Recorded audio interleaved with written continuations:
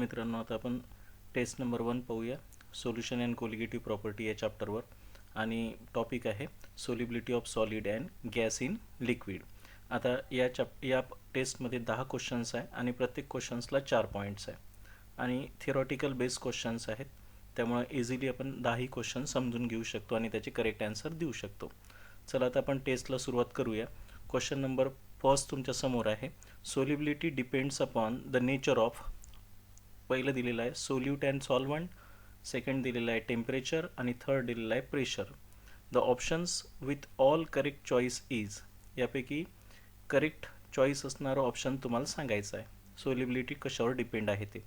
आता बघा, ऑप्शन एमध्ये दिलेलं आहे ओनली फर्स्ट, ऑप्शन बीमध्ये दिलेलं आहे ओनली सेकंड, ऑप्शन सीमध्ये दिलेलं आहे ओनली थर्ड आणि ऑप्शन डीमध्ये दिलेलं आहे ऑल ऑफ दीज.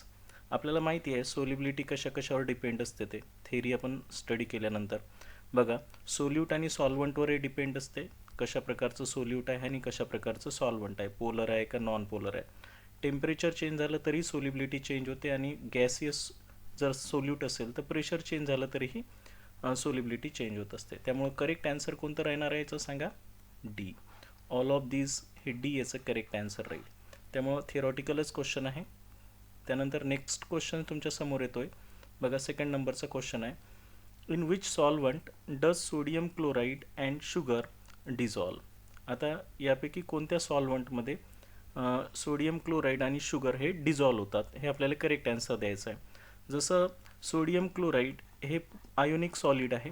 बघा, लक्षात ठेवायचं आहे, हे आयोनिक सॉलिड आहे आणि यांच्यामध्येही पोलर ग्रुप आहेत OH वगैरे शुगरमध्ये. त्यामुळं नॅचरली जे पोलर सबस्टन्स पोलर सॉल्वंट असेल त्याच्यामध्ये हे रेडिली डिझॉल्व होत जाईल. त्यामुळं जसं नॅफ्थॅलिन जर तुम्ही पाहिलं तर नॅफ्थॅलिन जर आपण याच्यावर पाहिलं तर नॅफ्थॅलिनमध्ये तुम्ही हा नॉन पोलर सॉल्वंट आहे, नॉन पोलर सॉल्वंट आहे. अँथ्रॅसिनसुद्धा नॉन पोलर सॉल्वंट आहे आणि इथे फक्त कोणतं सॉल्वंट पोलर आहे, वॉटर हा पोलर सॉल्वंट आहे आणि म्हणून वॉटरमध्ये हे रेडिली दोन्हीही डिझॉल्व होतील आणि म्हणून याचं करेक्ट आन्सर राहील तुमचं बी. त्यानंतर नेक्स्ट थर्ड क्वेश्चन्स तुमच्या समोर येतोय. बघा, लक्षात ठेवायचं आहे. The naphthalene and anthracene dissolve readily in रिकामी जागा A, where A is refer as. Naphthalene आणि अँथ्रॅसिन रेडिली कशात डिझॉल्व होतात हे आपल्याला विचारलेलं आहे आणि ए याचं आन्सर विचारलेला आहे. ऑप्शन ए आहे वॉटर, ऑप्शन बी आहे इथिल ॲसिटेट, ऑप्शन सी आहे बेन्झीन, ऑप्शन डी आहे ऑल ऑफ दीज. बघा, नॅफ्थॅलिन आणि अँथ्रॅसिन आताच आपण पाहिलेलं आहे, हे दोघंही काय आहेत, नॉन पोलर सोल्यूट आहेत इथे. आता हे जर नॉन पोलर असेल तर नॉन पोलर सॉल्वंटमध्ये इझिली डिझॉल्व होईल. त्यामुळे वॉटरही पोलर आहे, याच्यामुळे ते हा लेस डिझॉल्व होईल. इथिल ॲसिटेटही पोलर, थोडाफार पोलरच येतो आणि बेन्झीन हे नॉन पोलर येते आणि त्याच्यामुळे लाईक डिझॉल्व लाईक हा नियम सर्वांना माहिती आहे आणि म्हणून याचं करेक्ट आन्सर आपलं कोणतं राहणार आहे, सी हे याचं करेक्ट आन्सर राहील. बेन्झीनमध्ये अँथ्रॅसिन आणि नॅफ्थॅलिन रेडिली डिझॉल्व होतील. ठीक आहे, नेक्स्ट क्वेश्चन्स पाहूया आता आपण. क्वेश्चन नंबर 4 तुमच्या समोर येतोय.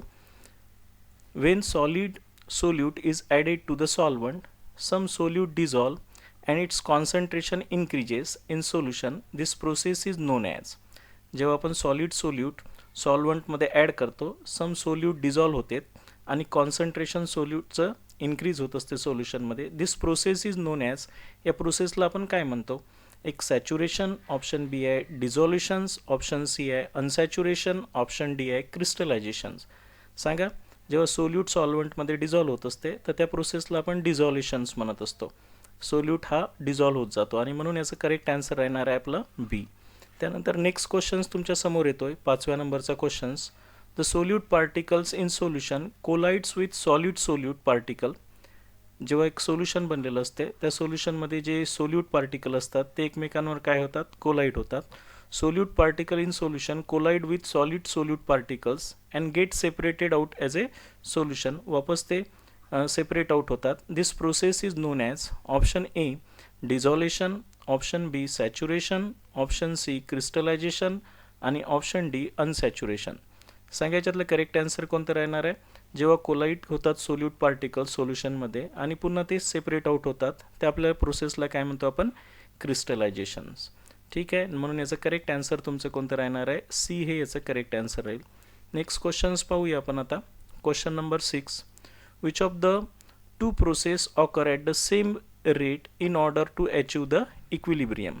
जेव्हा आपण एखादं सोल्यूट सॉल्वंटमध्ये डिझॉल्व करतो आणि सोल्युशन बनवत असतो त्यावेळेस दोन प्रोसेस घडत असतात. तुम्हाला माहिती आहे डिझॉल्युशन आणि क्रिस्टलायझेशन्स. आणि ज्यावेळेस हे दोन्हीही इक्विलिब्रियम कंडिशनमध्ये येतात आहे की नाही, तर त्यावेळेस सोल्युशन कसं बनत असते, सॅच्युरेटेड बनत असते. तर आता आपल्याला विचारलं काय, which of the two process occur at the same rate in order to achieve the equilibrium.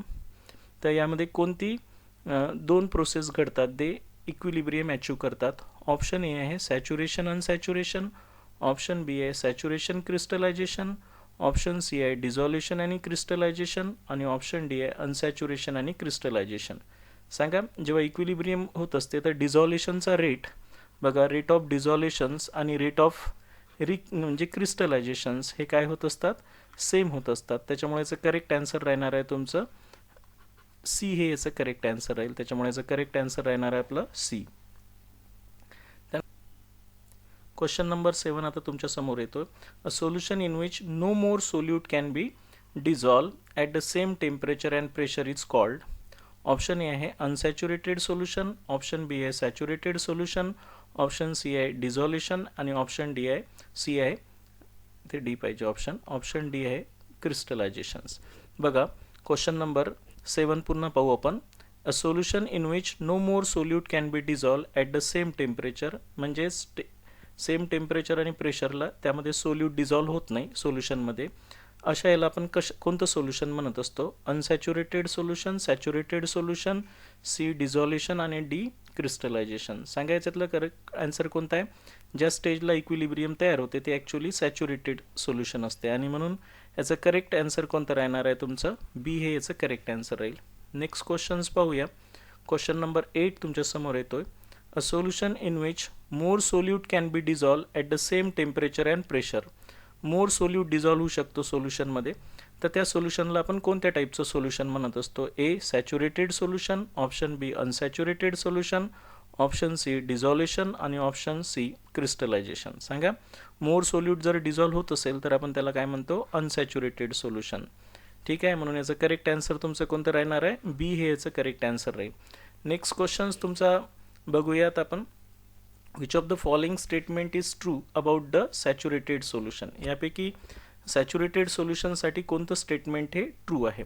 तर ऑप्शन ए आहे a solution in which no more solute can be dissolve at the same temperature and pressure. Option B आहे solution which is dynamic equilibrium with undissolved solute and contain a maximum amount of solute dissolved in the solvent. Option C आहे the solution in which more solute can be dissolved at the same temperature आणि option D आहे only A and B. काय म्हटलेलं आहे लक्षात ठेवा. Which of the following statement is true about the saturated solution. Option A मध्ये तुमचं पहा a solution in which no more solute can be dissolve at the same temperature and pressure, हे correct आहे. दुसरंही पाहून घेऊया. The solution which is dynamic equilibrium with undissolved solute, बरोबर आहे. अनडिझॉल्व्ड सोल्यूटसोबत इथं डायनामिक इक्विलिब्रियमही झालेलं असते. And contain maximum amount of solute dissolve in the solvent, आणि सॅच्युरेटेड सोल्युशनमध्ये मॅक्झिमम अमाऊंट ऑफ सोल्यूट सुद्धा डिझॉल्व झालेलं असते. म्हणून याचं करेक्ट आन्सर राहणार आहे तुमचे हे दोन्हीही करेक्ट असल्यामुळं तुमचा आन्सर आहे डी याचं करेक्ट, ओनली ए अँड बी. बघा नेक्स्ट क्वेश्चन्स पाहूया आपण. क्वेश्चन नंबर 10 तुमच्या समोर येतो. If the solubility of solid in liquid is affected by temperature. आता इथे दिलेलं आहे सोल्यूट, सॉल्वंट आणि solution. This dynamic equilibrium must be followed. हे डायनामिक इक्विलिब्रियम कोणतं फॉलो करत असते. तुम्हाला माहिती आहे इक्विलिब्रियममध्ये एक लॉ आहे ली चॅटलियर प्रिन्सिपल. ज्या साईडनं कॉन्सन्ट्रेशन जास्त वाढेल त्या साईडनं आपण त्याचं इक्विलिब्रियम त्याच्या लेफ्ट साईडनं शिफ्ट होत असते. आणि म्हणून यासाठी कोणता तुमचा करेक्ट ऑप्शन आहे. ऑप्शन ए आहे ली चॅटलियर प्रिन्सिपल, ऑप्शन बी आहे डायनामिक प्रिन्सिपल, ऑप्शन सी आहे A and B, option D आहे नन ऑफ दीज. तुमचं करेक्ट आन्सर राहणार आहे ए, ली चॅटलियर प्रिन्सिपल. इक्विलिब्रियमसाठी आपण ली चॅटलियर प्रिन्सिपलचाच वापर करत असतो. त्यानंतर हे 10 क्वेश्चन्स तुमच्या समोर मी प्रेझेंट केलेले आहे आणि सिम्पल थेरीवाले क्वेश्चन्स होते. थेरी वाचून घ्या, तुम्हाला 10 क्वेश्चन्स इझिली येऊन जातील. थँक्यू.